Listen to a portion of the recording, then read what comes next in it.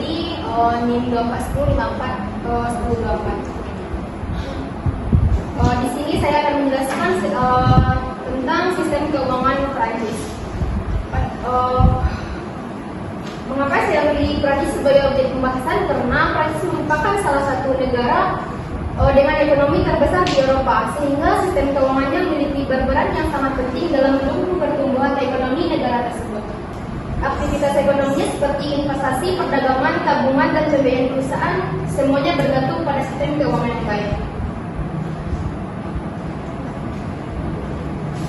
Prancis, sistem moneter Prancis yaitu peralihan dari mata uang franc ke euro. Di mana perubahan ini bukan hanya pergantian mata uang, akan tetapi juga mengubah cara Prancis mengelola kebijakan moneternya. Sebelum menggunakan euro, Banque de France memiliki kewenangan penuh dalam mengatur suku bunga dan jumlah uang beredar. Namun setelah bergabung dengan zona euro, kebijakan moneter utama ditentukan oleh European Central Bank atau ECB. Artinya, Prancis menjadi bagian dari sistem ekonomi Eropa yang lebih luas. Yang selanjutnya itu bagaimana evolusi mata uang Prancis dari franc ke euro. Pada abad ke-14, lahirnya franc.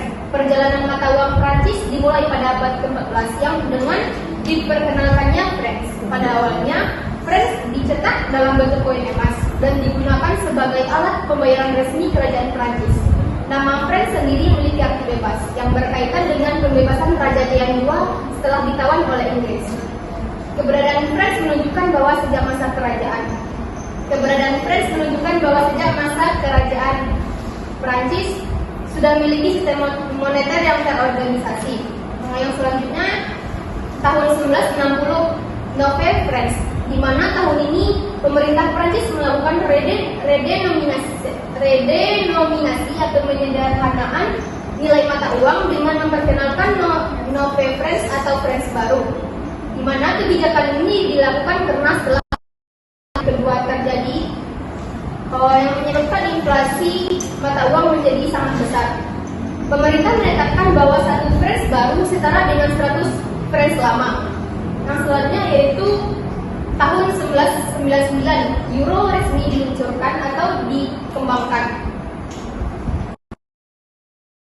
Uang bersama negara-negara anggota di Uni Eropa. Namun pada tahap ini euro belum digunakan dalam bentuk uang kertas atau koin, melainkan digunakan untuk transaksi elektronik. Yang selanjutnya tahun 2002, di mana euro beredar penuh. Euro mulai digunakan secara resmi oleh masyarakat dalam bentuk uang kertas dan koin. Pada saat yang sama, franc secara bertahap ditarik dari peredaran hingga akhirnya tidak lagi digunakan sebagai alat pembayaran resmi. Yang selanjutnya itu European Central Bank merupakan bank sentral supranasional yang mengatur kebijakan moneter bagi seluruh negara di zona euro, termasuk Prancis, dengan tujuan pertama menjaga stabilitas harga dan mengendalikan inflasi melalui instrumen seperti dan pengaturan likuiditas. Sejak didirikannya pada tahun 1998 di Frankfurt, ECB menjadi simbol integrasi moneter Eropa, di mana negara-negara anggota menyerahkan sebagian kewenangan moneternya demi sistem yang lebih stabil dan terkoordinasi. Yang selanjutnya yaitu tantangan makroekonomi terkini. Prancis saat ini menghadapi tantangan makroekonomi yang cukup serius, terutama terkait kondisi fiskal yang mencapai angka 118%, menunjukkan bahwa rasio utang pemerintah terhadap PDB sangat tinggi, yang berarti beban utang negara sudah melebihi kapasitas produksi ekonominya.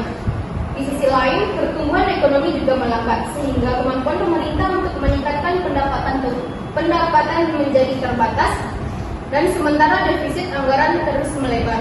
Kondisi ini semakin diperberat oleh kebijakan kenaikan suku bunga oleh ECB atau European Central Bank, yang membuat biaya pembayaran utang menjadi mahal. Jadi kesimpulannya bahwa sistem keuangan Prancis telah mengalami transformasi besar melalui integrasi moneter dengan penggunaan euro yang didukung oleh sistem bank sentral berjenjang antara ECB dan Banque de France.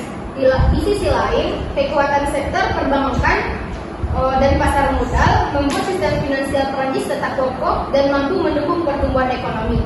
Namun demikian, di balik kekuatan tersebut, terdapat tantangan makroekonomi yang cukup serius, terutama tingginya utang publik dan tekanan fiskal, sehingga Perancis perlu menjaga keseimbangan antara stabilitas ekonomi kawasan dan kondisi domestik agar tetap berlanjut di masa depan.